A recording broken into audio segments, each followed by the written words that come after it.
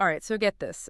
You write a book criticizing some powerful people, and guess what happens? You get arrested, and the book becomes a bestseller. Talk about a plot twist. That's exactly what happened to Dele Ferratomi.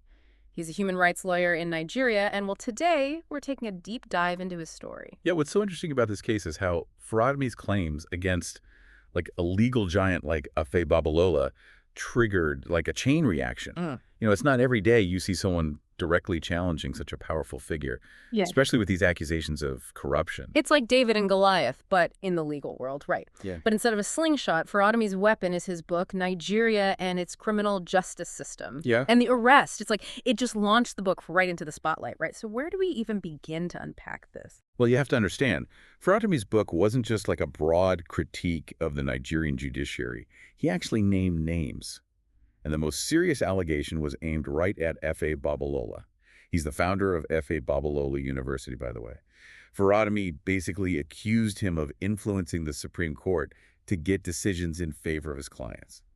Accusing someone of manipulating the highest court in the country? That's a pretty bold move, right?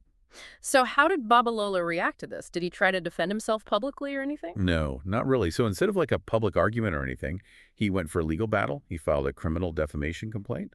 Now, in a lot of countries with strong democracies, criminal defamation is a pretty serious matter. Usually it's reserved for cases that threaten public order or something. So when Babalola did this, it definitely raised eyebrows. Yeah, I can definitely see why people would question that. It does seem like a pretty intense reaction. So what happened next? Well, things escalated quickly. Ferratomi was arrested in Lagos. Lagos is the biggest city in Nigeria. And then he was moved to Ado-Ekiti. Now, what's interesting is that Ado-Ekiti happens to be Babalola's hometown. So this fueled speculation that Babalola was trying to use his influence to, control the situation. That doesn't exactly make it seem very impartial. So we have this lawyer who's making some serious accusations, and then he's arrested and moved to his accuser's backyard. Sounds like something out of a movie. Yeah, and that's where things take an even more dramatic turn. Because while all this is happening and Ferratomi is in jail, his book suddenly becomes a bestseller. Wait, really? So trying to silence him actually had the opposite effect. Exactly. People became way more interested in what he had to say. Bookstores sold out of the book. It was flying at the charts on Amazon. It's a total Streisand effect. So, wow, we've got this legal battle, this potential free speech problem, and a book that everyone wants to read. But before we go any further, I'm curious, what stands out to you the most so far in this whole thing? What's really interesting to me is how this shows the power of, the internet.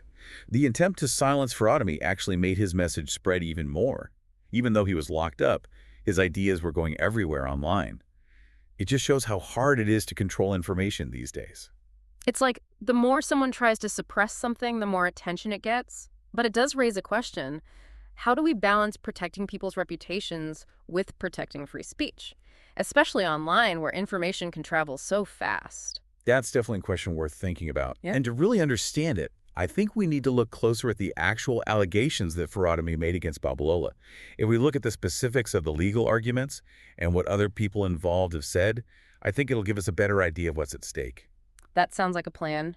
We're going to get into the legal stuff next, so stick around. This deep dive is just getting started. So let's take a closer look at the core of Ferratomi's accusations. His book, it focuses on this Supreme Court case about a land dispute, where Afe Babalola represented one of the people involved in one. Okay, and what's the problem with that? Well, according to Ferratomi, that win wasn't exactly, legitimate. He claims that Babalola basically, manipulated the Supreme Court. He suggests that there might have been bribes or some kind of improper influence involved. Wow, that's a pretty serious accusation to throw around, especially against someone like Babalola. So what kind of evidence does Ferratomi use to back this up? That's where things get a little tricky. Ferratomi points to some procedural issues in the case, suggesting that things weren't done properly. He also implies that this is part of a bigger pattern of corruption in the judiciary, but he doesn't really offer concrete proof of any wrongdoing by Babalola specifically. So it's more about raising questions and connecting the dots than presenting hard evidence. Exactly. It's like he's saying, look at how this case went down, look at Babalola's influence, and draw your own conclusions. This approach definitely gets people's attention, but it also opens him up to criticism that he's just making things up. I bet Babalola has something to say about all this, right? Oh, absolutely. Babalola completely denies doing anything wrong. He basically paints Farotimi as a bitter lawyer who's trying to ruin his reputation after losing a case against him. So it kind of becomes a he said, she said situation. Yeah, in a way. Yeah. But this is much bigger than just a personal fight between two lawyers. It raises questions about the whole integrity of Nigeria's highest court. Like, even if there's a tiny bit of truth to Farotimi's claims, it means there's serious corruption at the very top of the justice system. Yeah, that's a big deal. So why do you think Babalola went with criminal defamation charges instead of a civil lawsuit? It's a strategic move, for sure, and it has serious consequences. Criminal defamation cases aren't that common in a lot of democracies because they can result in jail time. It's basically a way of saying these accusations are so bad, so harmful, that they need to be punished as a crime. It's kind of a power play. Yeah, Yeah, and it really raises the stakes. We're not talking about just money anymore, but yeah, potentially Farotimi's freedom. exactly. It's a tactic that powerful people sometimes use to try to shut down criticism. Even the possibility of a criminal trial can be enough to scare people into silence, whether they're guilty or not. And that explains why there's been such a strong reaction to Farotimi's arrest, right? People see this as a potential attack on free speech. Yeah, people are worried that it's an attempt to stop anyone from criticizing those in power. And it's not just coming from a small group of people. Like major figures like Atiku Abubakar and Peter Obi have spoken out against the arrest. They compared it to Nigeria's past, when the government was much more authoritarian and cracked down on any dissent. There have even been protests calling for Farotimi's release. It's become a rallying point for those who are worried about the shrinking space for free expression in Nigeria. Wow, it really has become much bigger than just one lawyer and one book. Absolutely. And to get the full picture, we need to look at how defamation laws work in Nigeria. They've traditionally been used to protect people's reputations, but there's always been a concern that they could be used to stifle legitimate criticism. So how do those laws in Nigeria compare to those in other countries?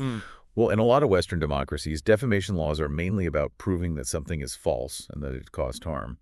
But in Nigeria, they put more emphasis on criminal defamation. And the interesting thing is, in those cases, proving that something is true isn't always enough to protect you. This case with Farotimi could set an important example, a precedent. It could either strengthen free speech protections or make it easier to silence critics. So there are some potentially big implications here. And then you add on top of all that the international attention this has gotten. Like Amnesty International, that's a really well-known human rights group, right? They've called for Farotimi's release and they've criticized the government for cracking down on dissent. Right. And it puts the government in a tough spot. It's not like they can just ignore a major international human rights group, Yeah. especially when it comes to something like freedom of speech. And it gets even more complicated when you consider that Farotimi's book became a bestseller precisely because they tried to censor it. The more they try to suppress it, the more popular it gets. It's like a textbook example of the Streisand effect. Exactly. The whole attempt to silence Farotimi totally backfired. It's turned him into a symbol of resistance against abuses of power. It's almost ironic, right? A book that might have just disappeared into obscurity is now like a must-read for anyone who's interested in this whole issue of alleged corruption in the Nigerian legal system. And it's not just impacting things within Nigeria either. Remember King's College London, the one that got a big donation from Babalola? Well, they've announced that they're reviewing their relationship with him because of all the public outcry. Yeah, that's a really significant development. It shows that this whole thing is having consequences far beyond Nigeria. It's forcing institutions to think about the ethics of accepting money from someone who's been accused of silencing critics. It really says a lot about the power of public pressure and how interconnected the world is these days. So we've got this legal battle, a debate about free speech, international pressure, and a book that's selling like crazy. And it all started with a lawyer accusing another lawyer of corruption. But what's really interesting to me is how this blurs the line between something personal and something political. Exactly. This isn't about just Dele Farotimi and Afe Babalola anymore. It's about the future of free expression in Nigeria, about holding powerful people accountable, and about how to navigate truth and reputation in the digital age. Yeah, it brings up some big questions. And before we move on, I want to ask you, how does this whole story make you feel about the information you see online? Do you find yourself questioning people's motives more? Or maybe trying to look at things from different perspectives? Oh, yeah. I think that's so important, especially now. When accusations can spread so quickly online, it's crucial to be able to think critically about what you're reading. This case is a good reminder to consider different viewpoints and to watch out for people trying to control the narrative. It's about recognizing how power dynamics play out and understanding that people with influence can sometimes use that to silence those who disagree with them. And before we wrap up this part, I want to throw a question out to our listeners. How do you deal with situations where you're faced with conflicting stories? What helps you figure out what's true and what's not, especially in a case like this where there are claims of corruption and defamation flying around? It's a tough question, but it's one we all need to grapple with if we want to be informed and engaged citizens in a world where everything is so interconnected.